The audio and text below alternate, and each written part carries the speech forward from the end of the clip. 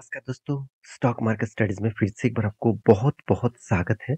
तो आज यहाँ पे मैं डिस्कशन करूँगा एक ऐसे कंपनीज़ के बारे में, तो जो दोनों ही मतलब एक नहीं, आज मैं 2 कंपनीज़ के बारे में डिस्कशन करूँगा। इस दोनों ही कंपनी देखा जाए तो फाइनेंस के ऊपर डिपेंडेंट है, मतलब फाइनेंस सेक्टर के ऊपर काम करते हैं। तो फाइनेंस सेक्टर में जितने सारे कंपनीज़ हैं, 2 तरह के कैटेगरीज़ होते हैं। एक large cap type finance company और दूसरा small cap type finance company. तो स्मॉल कॉम में आज जो 2 कंपनी के बारे में बात करूँगा, दोनों ही पीएसयू कंपनी है, मतलब गवर्नमेंट फाइनेंस कंपनी है।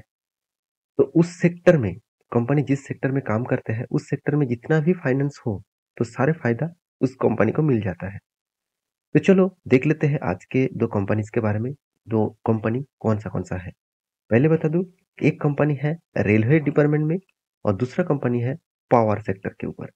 तो दोनों ही एक बेस्ट कंपनी बनेगा फ्यूचर के लिए। क्यों? मैं वो भी आपको यहाँ पे डिटेल्स में समझाऊँगा, तो वीडियो को लास्ट तक ज़रूर देखिएगा।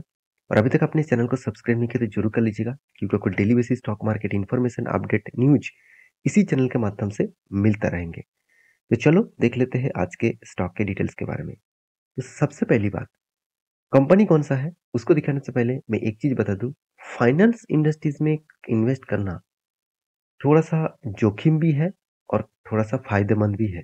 आप कहेंगे सर क्यों? क्योंकि देखिए इकोनॉमिकली कुछ क्राइसिस देखने को मिला, इंडिया में इकोनॉमिकली प्रॉब्लम्स आए, तो सबसे ज़्यादा गिरावट के माहौल देखने को मिलेगा फाइनेंस इंडस्ट्रीज़ में।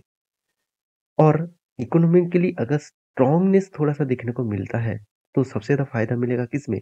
फाइनेंस सेक्टर में। तो आपको थोड़ा-सा रिस्क लेकर इस कंपनी के ऊपर ऑब्वियसली कंटिन्यू करना चाहिए। तो तो आज का 2 कंपनी से पहले जो कंपनी होगा, वो रेलवे गवर्नमेंट का कंपनी है, जिसका नाम है आईआरएफसी, जो इंडियन रेलवे फाइनेंस कंपनी है, जो मेरे एक पसंदीदा स्टॉक भी है। मैं गवर्नमेंट कंपनी के ऊपर उतना निवेश नहीं करता हूँ, फिर भी इस कंपनी के ऊपर मैं ज़रूर निवेश करके रखा हूँ। हाँ, बहुत बड़ा अमाउंट नहीं है, छोटा-मोटा अमाउंट है। आप कहेंगे सर क्यों? क्योंकि इसके पीछे एक कारण भी है, वो कारण मैं अभी आपको दिखा देता हूँ। तो सबसे पहले इस कंपनी के बारे में डिस्कस करूँ, तो इस कंपनी एक फाइनेंस कंपनी है। साथ ही साथ इस कंपनी का जो स्ट्रेंथ है, वो मैं आपको दिखा दूँ। 36,000 करोड़ के आसपास इसका मार्केट कैप है। अच्छी बात है। दूसरी बात, इस कंपनी का पी रेशियो एकदम बेस्ट लेवल में है, इंडस्ट्रीज पी रेशियो के आसपास। Return of equity, return of capital employed ठीक-ठाक देखने को मिला।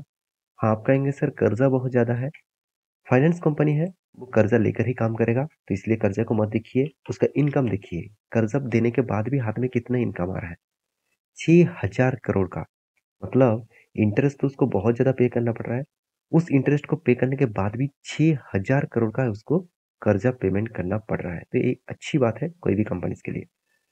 तो डेटोस डे के बारे में बात करूँ तो ऑब्वियसली 0-0 देखने को मिला और सेल्स ग्रोथ, प्रॉफिट ग्रोथ सब कुछ आपको अच्छा खासा देखने को मिलेगा। पैग रेशियो भी बता रहा है, कंपनी का वैल्यूएशन एकदम बेस्ट लेवल में है। कंपनी का मार्केट कैप टू सेल्स बता रहा है, कंपनी का वैल्यूएशन भी ठीक-ठाक लेवल में है। तो अभी कंपनी का प्रॉफिट एंड लॉस के बारे में बात करूँ, तो ज़रूर आपको एक चीज़ दिखेगा, कंपनी आज तक प्रॉफिट को पिछले सालों से कम नहीं किया। इससे बढ़िया चीज़ और क्या हो सकते है? देखिए, आप सोच रहे होंगे कि सर कंपनी के इतना कर्जा लिया, तो कंपनी तो डूब जाएगा। देखिए, मैं एक चीज़ बता दूँ, कंपनी का सेल्स देखिए कितना 23,000 करोड़ का इस बार का, पिछली बार 20,000 करोड़ का और खर्चा कितना? एकदम ना के बराबर। 23,000 करोड़ का इनकम, सेल्स और खर्चा 123 करोड़ का। क्यों? क्योंकि इसका तो कोई मेंटेनेंस खर्चा नहीं है, कोई प्रोडक्शन खर्चा नहीं है, सिर्फ ऑफ़िशियली खर्चा है। ऑफ़िशियली खर्चे को ये वो मेंटेन करते हैं, तो इसलिए इतना खर्चा कम है। तो इसीलिए इस कंपनी अच्छा खासा प्रॉफ़िट कर पाते हैं, क्योंकि इसका इंटरेस्ट भी ज़्यादा होने के बाद भी। तो कंपनी देखिए कितना शानदार यहाँ पे प्रॉफिट किया और हर साल में प्रॉफिट को ग्रोथ कराया। कंपनी के अच्छा खासा रिटर्न भी 1 साल में दिया। देखिए, पेशेंस बहुत इंपॉर्टेंट होते हैं। जो लोग पेशेंस दिखाते हैं किसी कंपनीज़ के ऊपर, उसको हमेशा फ़ायदा मिल ही जाता है। तो सेल्स ग्रोथ, कंपनी का प्रॉफिट ग्रोथ सब कुछ आपको अच्छा खासा देखने को मिल जाएगा। तो कंपनी के इन्वेस्टर के बारे में बात करूँ, तो इन्वेस्टर भी अच्छा खासा यहाँ पे निवेश करके रखा। आप कहेंगे सर एफआईज़ के पास तो उतना हिस्सेदारी नहीं है। थोड़ा-सा टाइम दीजिए, एफआईज़ भी इसके ऊपर निवेश करेगा। क्यों? क्योंकि देखिए आपको लग रहा है कि कंपनी ने रिटर्न दे दिया तो इसलिए निवेश करेगा, ऐसे बिल्कुल भी नहीं। इंस्टीट्यूशन निवेश करता है इस तरीके से कंपनी के ऊपर डिविडेंड के कारण। डिविडेंड जितना बढ़ेगा उतना ही इन्वेस्टर इसके ऊपर निवेश करेगा, मतलब एफआईएस और डीएस निवेश करेगा। तो ये था कंपनी का डिटेल्स। तो इस डिटेल्स के बारे में आपको पहले जानकारी थी तो मुझे जरूर कमेंट करना। और दूसरा जो कंपनी है उसके बारे में दिखाने से पहले मैं जरूर कहूँगा एक लाइक जरूर कर दीजिएगा वीडियो को, मुझे भी उत्साह मिलेगा नेक्स्ट वीडियो ले आने के लिए। तो नेक्स्ट जो कंपनी है जिसका नाम है पीएफसी, जो मेरी एक पसंदीदा कंपनी है, क्योंकि मैं इस तरीके से कंपनी के ऊपर इसीलिए निवेश करके रखा हूँ क्योंकि यहाँ पे अच्छा खासा डिविडेंड यील्ड मिलता है 7.5% के आसपास, जो एफडी को भी बीट करता है। अच्छा खासा एक डिविडेंड कंपनी देते आए हुए हैं। 7.5% मतलब आपने 1 लाख रुपया निवेश करके रखे थे एक साल के अंदर अंदर, एक साल के बाद आपको 7.5 मतलब 7,730 का टोटल डिविडेंड मिल गया। तो ये भी एक फाइनेंस कंपनी है, और ये देखा जाए तो एक पावर फाइनेंस कंपनी है, मतलब पावर सेक्टर के साथ जुड़े हुए फाइनेंस कंपनी है। तो इस कंपनी का खासियत देख लीजिए, इसका पी रेशियो तो एकदम ना के बराबर है। Return of equity, return of capital employed based है। इसका भी कर्जा सेम टू सेम है, फिर भी इसका भी फायदा उसी तरीके से आपको देखने को मिलेगा। 18,000 करोड़ के आसपास इसका इनकम है। तो कंपनी का पैग रेशियो तो एकदम बेस्ट लेवल में है। मार्केट कैप टू सेल्स भी बेस्ट लेवल में है। इंटरेस्ट कवरेज भी ठीक ठाक है।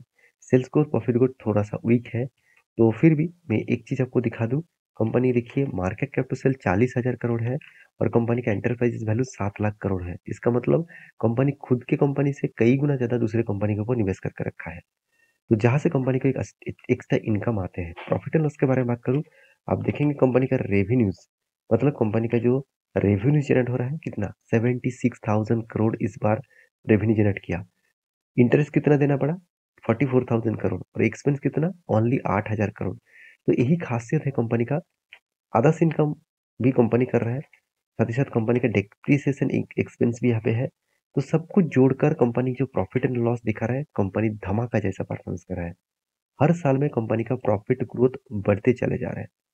तो इसलिए कंपनी आपको अच्छा खासा रिटर्न भी दिया, साथ ही साथ अच्छा खासा डिविडेंड भी दिया। जो कंपनी रिटर्न भी आपको 10% 12% के आसपास दे रहा है, और डिविडेंड भी आपको 7 साढ़े 7% दे रहा है, तो उससे ज्यादा चीज और क्या चाहिए होते। तो इसीलिए तो इस कंपनी के ऊपर इंस्टीट्यूशन पहले से ही टिके हुए हैं, आज भी टिके हुए हैं, बाद में भी रहेगा। क्योंकि प्रोमोटर के पास देखिए एफआईएस के पास अच्छा खासा होल्डिंग है। पब्लिक छोटा मोटा होल्डिंग उठाया, पब्लिक को चांसेस नहीं मिला, फिर भी 4% से 7 9% तक आया है, यही काफी है। तो दोनों कंपनी के चार्ट पैटर्न के बारे में बात करूँ तो आईआरएफसी का चार्ट पैटर्न दिखा दूं तो देखिए बहुत दिनों तक एक ही रेंज को ब्रेक करने के लिए कोशिश कर रहा था, और यहाँ पे ब्रेकआउट हुआ और एक अच्छा खासा मोमेंटम दिखाया। फिर से करेक्शन, अगर इसको रिटेस्ट करके फिर से वापस आए तो एक नया मोमेंटम दिखेगा। तो इसको अपडेट में टेलीग्राम में दे दूंगा जब कोई ब्रेकआउट लेवल देखने को मिलेगा। पीएफसी का चार्ट पैटर्न के बारे में बात करूँ तो इस चार्ट पैटर्न मुझे एक ही रेंज में दिखेगा, हमेशा एक ही रेंज के ऊपर ट्रेड करते आए हुए हैं। यहाँ पे हर जगह पे एक ही जगह पे बार बार रेजिस्टेंस वो लेते जा रहा है, एक ही जगह पे बार बार वो सपोर्ट लेते जा रहा है। तो एक ही रेंज में चलने वाला कंपनी से आपको डिसीजन लेना होगा, कौन सा कंपनी के ऊपर निवेश करना चाहेंगे। देखिए मेरे हिसाब से दोनों कंपनी बेस्ट है, तो आप एक बार रिसर्च करिए उसके बाद निवेश करिए, क्योंकि दोनों कंपनी रिटर्न के मामले में आप निवेश करना चाहेंगे तो आप गलत दिशा में जा रहे हैं। अगर आप डिविडेंड के मामले में निवेश करना चाहेंगे तो आप सही दिशा में जा रहे हैं। तो आप आप जरूर मुझे कमेंट करना आपके पास कौन सा कंपनी की हिस्सेदारी है, क्योंकि ये वीडियो टोटली एजुकेशन पर्पस में था, कोई बाय एंड सेल का रिकमेंडेशन नहीं था। एक बार रिसर्च करना उसके बाद निवेश करना। मिलते नेक्स्ट वीडियो में, तब तक के लिए अच्छे से रहिए, अपने ख्याल रखिए।